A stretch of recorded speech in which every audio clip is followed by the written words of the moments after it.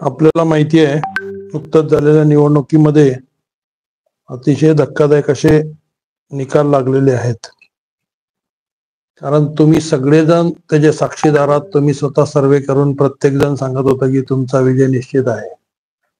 आणि विजय तर सोडून द्या, एकदम 53,000च्या लीडने त्या ठिकाणी माझा पराभूत झाला. त्याच्यापेक्षा आश्चर्य म्हणजे बीडी घरकुल मधल्या एकाही बूथवर मला प्लस नाहीये. विशेषतः पद्मशाली समाज जिथं आहे तिथं कुठल्याही बूथवर लीड दिसत नाही. ह्याच्यामुळे संशय येते की ह्याच्यात काहीतरी गडबड आहे. कारण असं काही कारणच नाही की माझ्या सगळे एकाच वेळी सगळेजण विरोधात जातील. ह्याचं काहीही कारण नव्हतं आणि कधीही कुणीही तसं कुठेही व्यक्त केलेलं नव्हतं. मग अशा परिस्थितीत ही मतं चेंज झाली कशी, ह्याचा संशय येण्याचं मोठं कारण आहे. परवाच आमच्या प्रदेश कार्यालयाने सुद्धा मीटिंग बोलवली होती. प्रत्येक कॅन्डिडेटनी त्यांचे अनुभव सांगितले. प्रत्येक ठिकाणी तर आकडे सुद्धा चेंजेस आहेत. आता आमचे कार्यकर्ते थोडे नर्वस होऊन बाहेर पडले, त्यामुळं प्रत्यक्षात जे आकडे यायला पाहिजे होते की बाबा चेकिंगचे जे आकडे आहेत ते करेक्ट आहेत का नाही, त्याच्यावर सुद्धा संशय आहे. आणि सगळ्यात महत्वाचं तुम्ही बघितलं की सगळ्यात महाराष्ट्रामध्ये 5 वाजताचे आकडे वेगळे आहेत, 7-11 रात्री 11चे आकडे वेगळे आहेत आणि परत दुसऱ्या दिवशी परत आकडे वेगळे आहेत. मग 11 वाजेपर्यंत सगळी संधी असताना, मशीन असताना, असं कधीही बॅलेट पेपरनी चेकिंग करताना कधीही आकडे चेंज झाले नाहीत.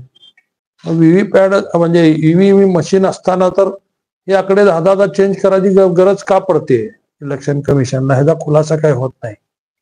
आणि निवडणुकीला फॉर्म भरायचं जे अमाऊंट आहे तर ती 10,000 आहे आणि चेकिंगची मात्र आपण जर बघितली तर व्हीव्हीपॅट चेक करण्यासाठी त्याची अमाऊंट 47,200 आहे आणि ती एका बूथला.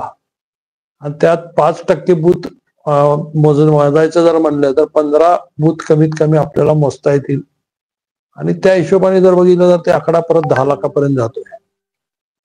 मग 10,000 डिपॉझिट असताना मोजणीसाठी 10 लाख रुपये कशासाठी, हे सगळे संशयास्पद काही गोष्टी आहेत, ज्याच्यावर आम्ही प्रदेश कार्यालयाच्या माध्यमातून कोर्टामध्ये हे गोष्टी रेज करणार आहोत की निवडणूक आयोगाचे हे काही संशयास्पद सगळे हे आहेत.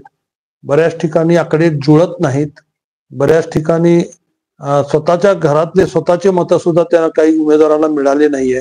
हे असे आश्चर्यकारक काही आकडे समोर आलेले आहेत.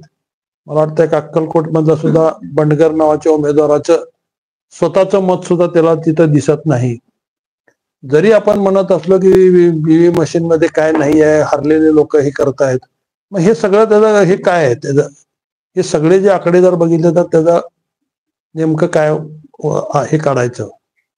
आणि आपल्याला माझ्या मतदारसंघापुरतं बोलायचं झालं तर बीडी घरकुल मध्ये ठीक आहे, एखादा भाग एखादा एरिया मला विरोधात जाऊ शकेल. बीडी घरकुलच्या सुरुवातीपासून पाणी आणण्यापासून जे काय करायचं तिथल्या मुलांना शिक्षणापासून सगळी सोय मी करून दिलेली आहे. मग एकदम सगळेच बीडी घरकुलवाले माझ्या विरोधात का जातील, ह्याचं कारण काही समजत नाही आहे. आणि तुम्ही सर्वे करत होता, पोलीस डिपार्टमेंटचे माझ्या संपर्कात होते, त्यांचंही होतं की तुमची सीट आलेली आहे, 10-15 हजारने तुम्ही येता, तुम्ही सगळेजण फील्डमध्ये होता, तुम्हालाही म्हणजे असं काहीच समजलं नाही आपल्याला कोणालाच. असं तर काय घडत नाही, पण जे घडलंय त्यामुळं मोठ्या प्रमाणात हे लढा देण्याची गरज आहे. त्या दृष्टिकोनातून आम्ही देतोय. आता मी व्हीव्हीपॅटची चेकिंग त्यांना पत्र मागितलंय. त्यांनी सांगितलं की आम्ही हाय ते बूथ चेक करत नाही, तुमच्या मशीन चेक करणार नाही. आम्ही नव्याने परत ती मशीन क्लीन करू आणि त्या तुम्हाला ज्या मशीन वाटतात त्या मशीनवर परत वोटिंग 10 मतं द्यायचे आणि ती 10 मतं बरोबर पडली का नाही एवढंच फक्त आम्ही चेक करणार.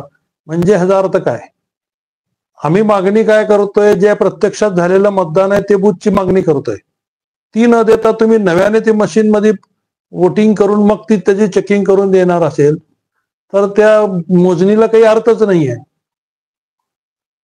त्यामुळे हे सगळे संशयास्पद काही गोष्टी आहेत. ह्याच्यासाठी कोर्टामध्ये मोठ्या प्रमाणामध्ये लढा देण्याची गरज आहे. कारण मला आठवतंय की ज्यावेळेस मध्य प्रदेशचे इलेक्शन झाल्या होत्या, तिथे एक जवळचा माझे SP होते त्या बाउंड्रीला. त्यांनी सांगितलं की मला सुद्धा कधी वाटत नव्हतं की ईव्हीएमचा घोटाळा आहे, पण मी बघत होतो, आमचं जाणं येणं तिथं होतं बाउंड्रीवर असल्यामुळं. आणि त्यावेळी सुद्धा म्हणजे वातावरण सगळं काँग्रेसचं असताना एकदमच वातावरण टर्न होऊन एकदम असा जसा धक्कादायक निकाल आता महाराष्ट्राचा लागला तसाच निकाल मध्य प्रदेशचा लागला.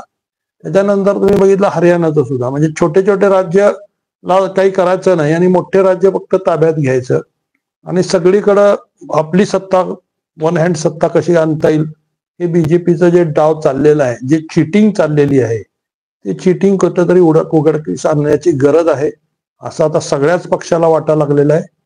आणि तुम्ही बघितलं आता एकनाथ शिंदेची जो अवस्था काय केली त्यांनी, म्हणजे थोडी मेजॉरिटी त्यांची आली की त्यांना वापर केला आणि त्यांना बाजूला टाकला होता. म्हणजे हाच पद्धतीने पूर्ण देशभरात त्यांचं हे प्लॅनिंग सुरू आहे की एक हाती सत्ता आणायचं आणि ते मला वाटतं डिक्टेटरशिप कडे आपला देश चाललेला आहे असं थोडक्यात म्हणायला काही हरकत नाही. पक्षाच्या माध्यमातून जातोय आणि वैयक्तिक पण आम्ही जातोय, कारण सगळ्यांनी जोपर्यंत ह्याच्यावर आवाज उठवला गेला नाही, जाणार नाही, तोपर्यंत हे होणार नाही. मला असं अजून एक माहिती मिळाली की डिपार्टमेंटमध्ये सुद्धा एक 100 अधिकाऱ्यांची 50-100 अधिकाऱ्यांची बैठक झाली आणि त्या सगळ्यांनी असं हे केलं की बाबा पोलीस डिपार्टमेंटचा की हे जे चाललेलं आहे ते काय फार लोकशाहीला घातक आहे आणि डिपार्टमेंटचं सुद्धा म्हणणं आहे की हे सगळं चाललेलं चुकीचं चाललेलं आहे. माझ्या गावाच्या काही लोकांनी सांगितलं, आता काही गोष्टी मी ओपन करू शकत नाही, नाही महाराष्ट्रातला हा विषय आहे.